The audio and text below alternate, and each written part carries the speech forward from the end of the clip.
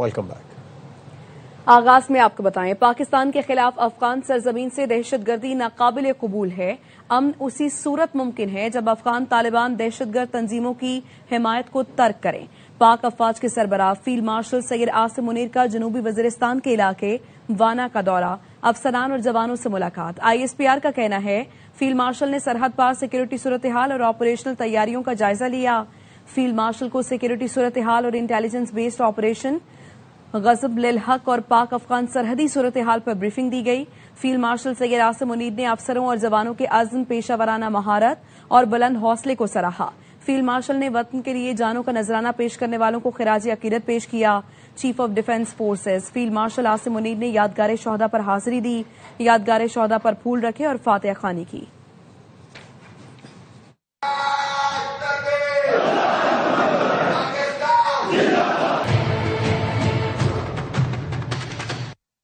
امریکی حملے میں ایرانی جہاز سری لنکا کے قریب غرقاب ہو گیا۔ امریکہ کی جانب سے ایرانی جہاز کو بحر ہند میں تارپیڈو سے نشانہ بنایا گیا۔ امریکی وزیر جنگ نے کہا امریکی آبدوز نے کھلے پانیوں میں جہاز کو نشانہ بنایا۔ جنگ عظیم دوم کے بعد پہلی بار تارپیڈو کا استعمال کیا گیا۔ پیٹ ہیگسیت نے کہا کہ ایرانی بحریہ خلیج فارس میں غرق ہو چکی، فضائیہ کا وجود نہیں رہا۔ ایرانی فضاؤں پر جلد امریکہ اور اسرائیل کا کنٹرول ہوگا۔ Sunk an Iranian warship that thought it was safe in international waters. It was sunk by a torpedo. The first sinking of an enemy ship by a torpedo since World War II. The Iranian Navy rests at the bottom of the Persian Gulf. The Iranian Air Force is no more. Iran's senior leaders are dead. The so-called governing council that might have selected a successor, dead, missing, or cowering in bunkers. Iran کے ڈوبنے والی جہاز کے 87 فوجیوں کی لاشیں نکال لی گئی ہیں۔ شری لنکن حکام نے بتایا ایرانی بحریہ کے 32 اہلکاروں کو بچا لیا گیا، دیگر کی تلاش جاری ہے۔ ایران کا جہاز آئرس ٹینا مشقوں میں شرکت کے بعد بھارت سے واپس آ رہا تھا۔ شری لنکا کے قریب امریکی آبدوز نے نشانہ بنایا۔ شری لنکا کے وزیر خارجہ نے بتایا اطلاع ملنے پر ریسکیو آپریشن کر کے زخمیوں کو شہرگال منتقل کیا گیا۔ بھارت سے لوٹنے والا ایرانی جہاز کیسے تباہ ہوا؟ سوال اٹھنے لگا۔ سیاسی اور سماجی حلقے سوال اٹھا رہے ہیں کہ کیا ایرانی جہاز کی مخبری ہوئی؟ کانگریس رہنماؤں کا کہنا ہے کہ ایرانی جہاز فوجی مشقوں میلان کے لیے پچھلے مہینے بھارت پہنچا تھا۔ بھارتی بندرگاہ سے روانہ ہونے والے ایرانی نیول شپ کو بدھ کے روز بحر ہند میں امریکی آبدوز نے تارپیڈو سے نشانہ بنایا۔ کانگریس سے سوال اٹھایا کیا بھارت اپنے ہمسائے میں بھی اثر و رسوخ کھو رہا ہے؟ سوشل میڈیا پر اس واقعے کو بھارت کے لیے سبکی کا سبب قرار دیا جا رہا ہے۔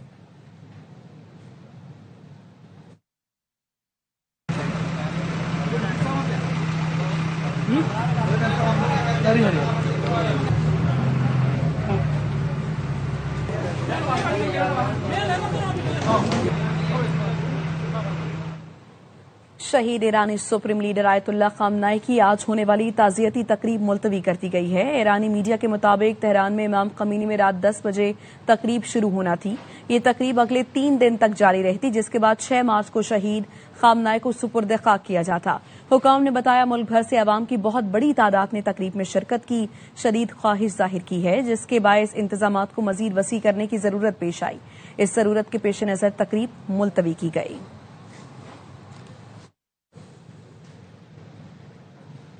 اسرائیل نے دھمکی دی ہے کہ ایرانی سپریم لیڈر کے ہر جانشین کو نشانہ بنایا جائے گا۔ سوشل میڈیا پر جاری بیان میں اسرائیلی وزیر دفاع نے کہا اسرائیلی وزیر اعظم اور انہوں نے فوج کو تیار رہنے کی ہدایت کر دی ہے، موقع ملتے ہی جانشین کو بھی نشانہ بنا دیا جائے گا۔ ایرانی عوام کی حکومت کو اکھاڑ پھینکنے تک آپریشن جاری رکھیں گے۔ اسرائیلی میڈیا نے دعویٰ کیا ہے کہ ایران کے مجلس سے خبرگان رہبری نے مجتبی حسینی خامنئی کے نام پر اتفاق کیا ہے۔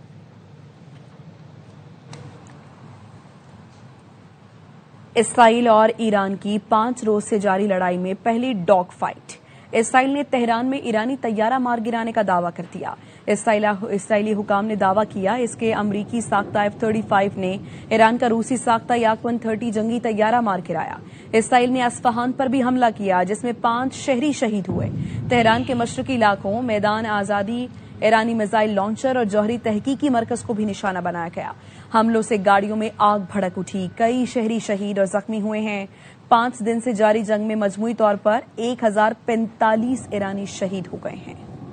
اسرائیل کے مختلف علاقوں پر ایران اور حزب اللہ کے حملے۔ ایران نے میزائل اور ڈرون سے اسرائیل میں حملے کیے۔ حزب اللہ نے حیفا میں اسرائیلی نیول بیس اور ہند کے قریب شہر میں فوجی اڈوں پر میزائل اور ڈرون حملوں کا دعویٰ کیا۔ اسرائیلی فضائیہ نے جواب میں لبنان میں حزب اللہ کے 70 سے زائد ٹھکانوں پر بمباری کی ہے۔ قابض فورسز کے حملوں میں اب تک 50 سے زیادہ لبنانی شہری جاں بحق ہو چکے، 250 کے قریب زخمی ہیں۔ 5 روزہ لڑائی میں اب تک 12 اسرائیلی ہلاک اور سینکڑوں زخمی ہوئے۔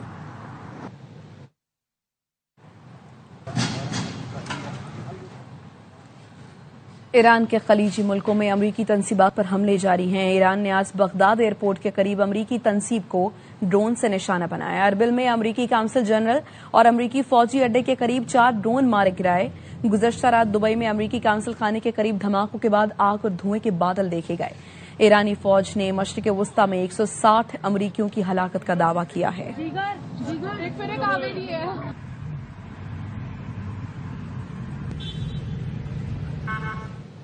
ترکی، سعودی عرب اور قطر کا ایرانی حملے پسپا کرنے کا دعویٰ۔ ترکی نے بتایا کہ اپنی فضائی حدود کی جانب آنے والا ایرانی میزائل فضا میں ہی تباہ کر دیا۔ ایرانی میزائل کا ملبہ بحیرہ روم میں گرا۔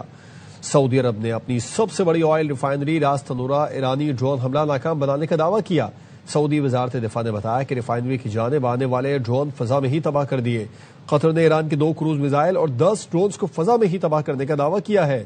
تمام واقعات میں کوئی جانی نقصان نہیں ہوا۔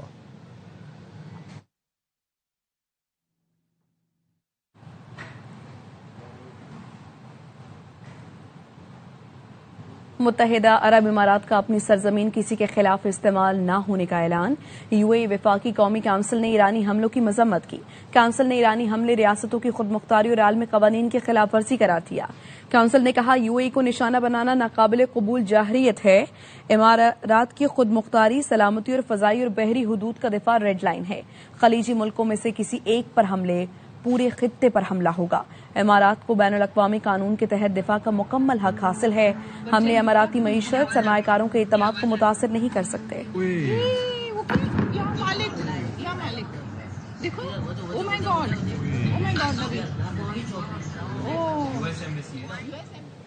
چین کے وزیر خارجہ کا اسرائیل اور سعودی ہم منصب کو ٹیلی فون۔ وانگ ای نے ایران پر حملے فوری بند کرنے کا مطالبہ کر دیا۔ اسرائیلی وزیر خارجہ سے کہا کہ طاقت سے مسائل حل نہیں ہوتے۔ چینی وزیر خارجہ نے سعودی ہم منصب شہزادہ فیصل بن فرحان ال سعود سے بھی رابطہ کیا۔ چین نے خصوصی نمائندہ مشرق وسطی بھیجنے کا بھی اعلان کر دیا۔ سرکاری میڈیا کا کہنا ہے چینی نمائندہ خصوصی جلد خطے کا دورہ کرے گا۔ نیوزی لینڈ نے T20 ورلڈ کپ کے فائنل کے لیے کوالیفائی کر لیا ہے۔ جنوبی افریقہ کو یک طرفہ مقابلے کے بعد نیوزی لینڈ نے سیمی فائنل میں شکست دی۔ پہلا سیمی فائنل کولکتہ میں کھیلا جا رہا تھا جس میں نیوزی لینڈ نے جنوبی افریقہ کو 9 وکٹ سے آؤٹ کلاس کر دیا۔ نیوزی لینڈ نے 170 رنز کا ہدف 13ویں اوور میں حاصل کیا۔ فن ایلن نے ورلڈ کپ میں تیز ترین سنچری کا ریکارڈ بنا ڈالا۔ فن ایلن 100 رنز بنا کر ناقابل شکست رہے اور ابتدا میں ٹم سائفرٹ نے بھی بھرپور ان کا ساتھ دیا تھا۔ انہوں نے 58 رنز بنائے تھے۔ جنوبی افریقہ کی جانب سے واحد وکٹ کگیسو ربادہ نے حاصل کی اور جنوبی افریقہ نے پہلے کھیل کر 8 وکٹ پر 169 رنز اسکور کیے تھے۔ آج جب سیمی فائنل شروع ہوا تو جنوبی افریقہ کی ٹیم ابتدا سے ہی اسٹرگلنگ موڈ میں نظر آئی اور نیوزی لینڈ پورے میچ میں ہی حاوی رہا۔ جب بولنگ ہو رہی تھی نیوزی لینڈ کی جانب سے تو جنوبی افریقی بلے باز دباؤ کا شکار نظر آ رہے تھے اور جب نیوزی لینڈ کے بلے باز بیٹنگ کرنے کے لیے آئے تو جنوبی افریقی بالرز دباؤ کا شکار ہو گئے اور جس طریقے سے نیوزی لینڈ کے اوپنرز نے دھلائی کی، خاص طور پر فن ایلن اور ٹم سائفرٹ نے، اس کا کوئی توڑ جنوبی افریقی بالرز کے پاس نہیں تھا۔ اور ایران کی صورتحال پر وزیراعظم ہاؤس میں ان کیمرہ اجلاس۔ وزیراعظم نے سیاسی قیادت کو بریفنگ دی۔ ان کیمرہ اجلاس میں عسکری حکام نے بھی شرکت کی۔ وفاقی وزیر برائے پارلیمانی امور طارق فضل چودھری نے کہا کسی جنگ کا حصہ بننا چاہتے ہیں، نہ کسی کے پلڑے میں اپنا وزن ڈالنا چاہتے ہیں۔ پاکستان ایران اور خلیجی ملکوں میں کشیدگی اور تناؤ کم کرانا چاہتا ہے۔ ہم اس جنگ کا نہ حصہ بننا چاہتے ہیں، نہ کسی ایک پلڑے میں اپنا وزن ڈالنا چاہتے ہیں۔ ہم ایک اچھے پڑوسی، ایک اچھے بھائی کی حیثیت سے اس علاقے میں امن کی بات کر رہے ہیں۔ پاکستان جو پیغام دینا چاہتا ہے ان تمام ممالک کو، تو اس وقت خلیج میں، ایران میں ایک جنگ کے بادل چھائے ہوئے ہیں اور تناؤ کی کیفیت ہے، اسے کم کیا جائے، اس علاقے میں امن بحال کیا جائے۔ جو اثرات معیشت پہ ہو رہے ہیں، جو اثرات اس پہ تیل اور گیس کی قیمتوں کے اوپر ہو رہے ہیں، وہ آگے آئندہ آنے والے دنوں میں انتہائی چیلنجنگ صورتحال بن سکتی ہے۔ اپوزیشن نے قومی سلامتی اور ایران پر بریفنگ میں شرکت نہیں کی۔ اپوزیشن لیڈر محمود خان اچکزئی نے کہا کہ بریفنگ پارلیمنٹ ہاؤس میں دی جاتی تو خوشی خوشی آتے۔ سینیٹر علی ظفر بولے حکومت نے ایگزیکٹو میٹنگ بلائی، ہم پارلیمانی اجلاس چاہتے تھے، ملک کا معاملہ ہے، حکومت کو چاہیے ہمیں اعتماد ملے۔ ہمیں بریفنگ دینے کی رہیں گے، بہت خوشی آئیں گے۔ چیف دینا چاہے well and good, ISI chief دینا چاہے بڑھیا سی بات، ISPR کا جو نمائندہ ہے وہ دینا چاہیں، کوئی بھی دینا چاہے، یہ تو اعتماد ہے اپنے لوگوں پہ۔ مسئلہ یہ کیا حکومت نے کہ انہوں نے ایگزیکٹو میٹنگ بلا لی، ہم چاہتے تھے اس کو پارلیمنٹری میٹنگ ہو۔ حکومت کی ذمہ داری ہے کہ ہمیں بریف کریں، یہ ملک کا معاملہ ہے، ہم چاہتے ہیں کہ اس میں کوئی ایسی حرکت نہ حکومت کرے یا ایسی کوئی بات نہ کرے جو کہ ہمارے مستقبل کو نقصان پہنچے۔ افسوس ہوا اپوزیشن نے اجلاس کا بائیکاٹ کیا، اپوزیشن ان معاملات پر سنجیدہ رد عمل کا مظاہرہ کرے۔ وزیر اعظم کے ان کیمرہ اجلاس میں وفاقی وزیر برائے پارلیمانی امور طارق فضل چودھری کی جانب سے کہا گیا، اپوزیشن اجلاس میں اگر شرکت کرتی تو ایوان سے قوم کو یہ پیغام جاتا، ملک کی سیاست اس ایشو پر ہم آواز ہیں۔ افسوس ہے اپوزیشن نے اس اجلاس کا بائیکاٹ کیا، ہمیں اپوزیشن کی انپٹ اس پہ درکار تھی۔ میں یہ گزارش کرتا ہوں اپوزیشن سے، اس مسئلے میں آپ کا رویہ سنجیدہ ہونا چاہیے، آپ کی انپٹ اس پہ آنی چاہیے، اور آج اگر آپ اس اجلاس میں آپ شرکت کرتے تو یہ ایک یونٹی کا میسج ہوتا، پوری قوم اس کو اس نظر سے دیکھتی کہ اس ایشو کے اوپر سے رائٹ اور لیفٹ دونوں طرف سے ایک آواز آ رہی ہے۔ برطانوی کورٹ آف اپیل نے یوٹیوبر عادل رادا کی درخواست مسترد کر دی، اپیل کی اجازت، نئے شواہد پیش کرنے اور اسٹے کی درخواست بھی رد کر دی۔ عدالت کے مطابق اپیل کے نکات میں کامیابی کا کوئی حقیقی امکان نہیں۔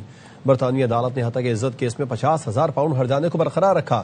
عدالت نے قرار دیا سوشل میڈیا پوسٹ سے مدعی کی ساکھ کو شدید نقصان پہنچا، اپیل میں پیش کیا گیا نیا مواد کیس پر اثر انداز ہونے کے قابل نہیں۔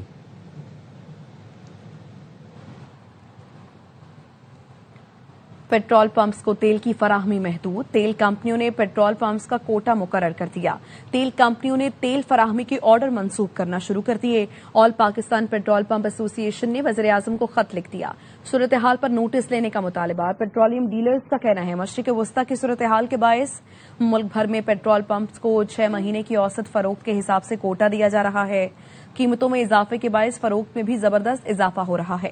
عالمی مارکیٹ میں ریٹ بڑھنے سے مقامی پیٹرول کی قیمتوں میں بڑھنے کا اضافے کا خدشہ ہے۔ پیٹرولیم ذخائر مارچ تک کے لیے کافی ہیں، جنگ طویل ہوئی تو اہم فیصلے کرنا پڑیں گے۔ وزیر خزانہ محمد اورنگزیب کہتے ہیں پیٹرولیم قیمتوں اور سٹاک پوزیشن سے متعلق روز اجلاس کر رہے ہیں، ضرورت پڑی تو پیٹرولیم اور گیس کی بچت کے لیے اقدامات کرنا پڑیں گے۔ پیٹرولیم منسٹر پاک، governor state bank, minister state, باقی متعلقہ اداروں کے ساتھ ہم بیٹھتے ہیں and we do a daily stock taking in terms of جو سپلائی کی سچویشن ہے، جو پرائسنگ کی سچویشن ہے، اور الحمدللہ for the month of March we are comfortable. اگر یہ سچویشن پرولونگ کرتی ہے خدا نہ خواستہ تو ایک سیلف ڈسپلن ہمیں لانا چاہیے with respect to energy conservation. Karachi سمیت ملک بھر کے لیے بجلی ₹1.63 فی یونٹ مہنگی کر دی گئی۔ نیپرا نے فیول ایڈجسٹمنٹ کی مد میں بجلی مہنگی ہونے کا نوٹیفیکیشن جاری کر دیا۔ بجلی جنوری کی ماہانہ فیول ایڈجسٹمنٹ کی مد میں مہنگی کی گئی۔ بجلی صارفین سے مارچ کے بلوں میں اضافی وصولیاں کی جائیں گی۔ لائف لائن صارفین اور الیکٹرک وہیکل چارجنگ اسٹیشنز پر اطلاق نہیں ہوگا۔ امریکہ نے پاکستان میں اپنے اضافی سفارتی عملے کو واپس آنے کی ہدایت کر دی ہے۔ امریکی مشن کی پاکستان میں اپنے شہریوں کو نئی ہدایت جاری کی گئی ہے، جن میں کہا گیا ہے کہ لاہور اور کراچی کے قونصلیٹ کا غیر ضروری عملہ پاکستان چھوڑ دے۔ اسلام آباد میں امریکی سفارت خانے کی موجودہ حیثیت میں تبدیلی نہیں کی گئی۔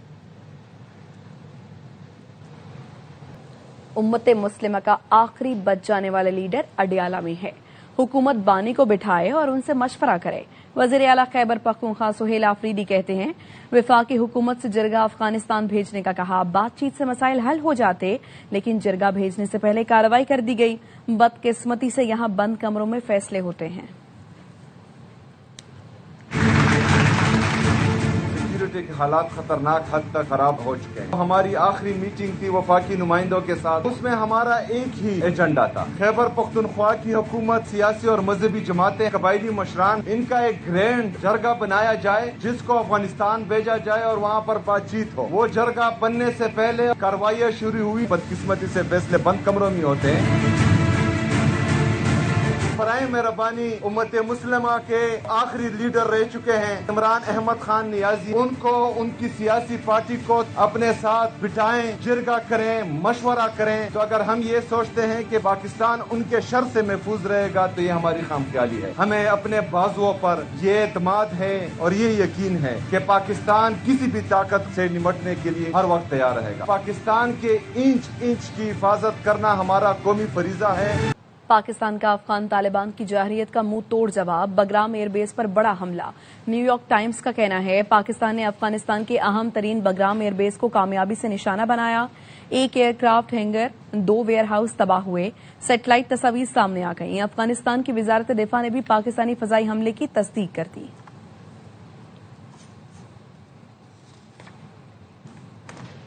کراچی میں ہیوی ٹریفک حادثات تھم نہ سکے. شیر شاہ سپر ہائی وے پر ہیوی ٹریفک کے حادثات میں 2 افراد جان کی بازی ہار گئے. رپورٹ کر رہے ہیں سلمان لودھی. کراچی میں ہیوی ٹریفک ڈرائیورز کی غیر ذمہ دارانہ ڈرائیونگ، حافظ قرآن سمیت 2 افراد زندگی کی بازی ہار گئے.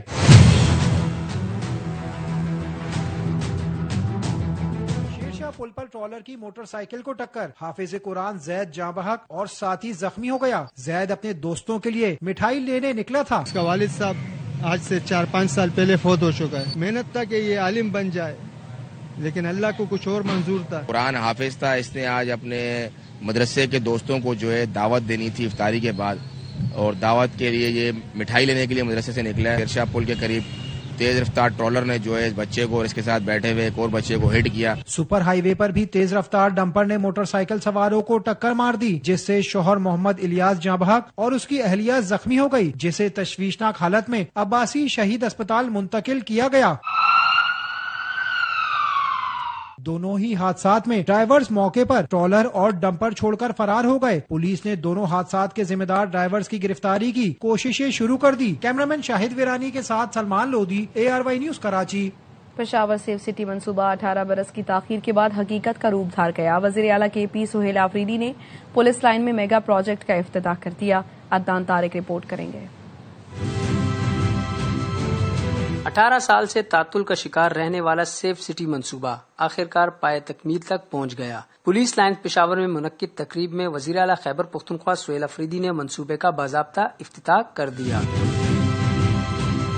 پشاور میں الحمدللہ سیف سٹی کا پروجیکٹ مکمل ہو چکا ہے، اور آج سے باقاعدہ ہمارے پشاور میں جتنے بھی ایریاز ہیں اس پہ تقریباً 700 سے زیادہ کیمریز لگ چکے ہیں اور ان کی سرویلنس باقاعدہ شروع ہو چکی ہے. اس موقع پر IG خیبر پختونخوا نے وزیر اعلیٰ سہیل آفریدی کو بریفنگ دیتے ہوئے بتایا کہ میگا پروجیکٹ کے تحت شہر بھر میں 133 سائٹ پر 733 جدید آرٹیفیشل انٹیلیجنس کیمروں کی تنصیب مکمل کی گئی ہے. یہ کیمرے شہر کے داخلی و خارجی راستوں، اہم شاہراہوں اور شہر کی ٹریفک روانگی پر عمل درآمد کروانے جیسے فیچرز شامل کیے گئے ہیں. تمام کیمروں کو مرکزی کمانڈ اینڈ کنٹرول سسٹم سے منسلک کیا گیا ہے. اس میں ہم نے انیشل سٹیج میں 750 کیمراز ہیں، 130 سائٹس ہیں جن کو یہ کور کر رہا ہے، اور ان ساری سائٹس پہ ANPR یعنی جو آٹومیٹک نمبر پلیٹ ریکگنیشن کے کیمراز، اسی طرح فیشل ریکگنیشن کے کیمراز،